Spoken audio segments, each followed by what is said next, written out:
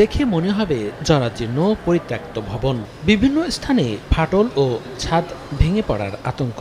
ময়লা কাদামাটিতে নোংরা পরিবেশ, নেই কোনো টয়লেট, খাবার দোকান, যাত্রী ছাউনি ও বিশ্রামাগার। এমন বেহাল দশা জামালপুরের একমাত্র বাস টার্মিনালের। এখান থেকে প্রতিদিন টাঙ্গাইল, ঢাকা, বগুড়া, পাবনা, বেনাপোল সহ ময়মনসিংহ রোডে বাস চলাচল করে। কিন্তু টার্মিনালটির এমন দশায় যাত্রী ও যানবাহন সংশ্লিষ্টদের ভোগান্তি চরমে।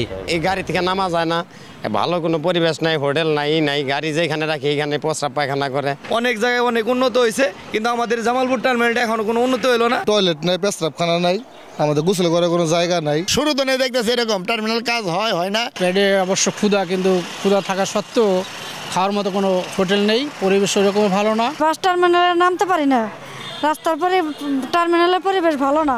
জেলা পরিষদের প্রধান নির্বাহী কর্মকর্তা বলছেন, দীর্ঘদিন ধরেই কাজ হয়নি টার্মিনালটির। 2024-25 অর্থ বছরে 80 লক্ষ টাকা উন্নয়নের জন্য বরাদ্দ করে প্রকল্প পাঠানো হয়েছে স্থানীয় সরকার মন্ত্রণালয়ে। স্থানীয় সরকার মন্ত্রণালয় আমাদেরকে চিঠি দিয়েছে যে বড় প্রকল্প হিসেবে তারা এটা প্রধান প্রকৌশলীর কাছে চিঠি দিয়েছে, কারণ ওটা এলজিআরডি থেকে ভেরিফাই করে আসতে হয়। তো ওখান থেকে অনুমোদন হয়ে আসলে আমরা এখানে টেন্ডার ডাকবো এবং আমরা কাজ শুরু করে দেবো ইনশাল্লাহ। 1983 সালে জেলা পরিষদের অর্থায়নে 2 একর 88% জমির ওপর বাস টার্মিনালটি নির্মাণ করা হয়। একতলা বিশিষ্ট ভবন নির্মাণে ব্যয় হয় 12,50,000 টাকা। সময় সংবাদ, জামালপুর।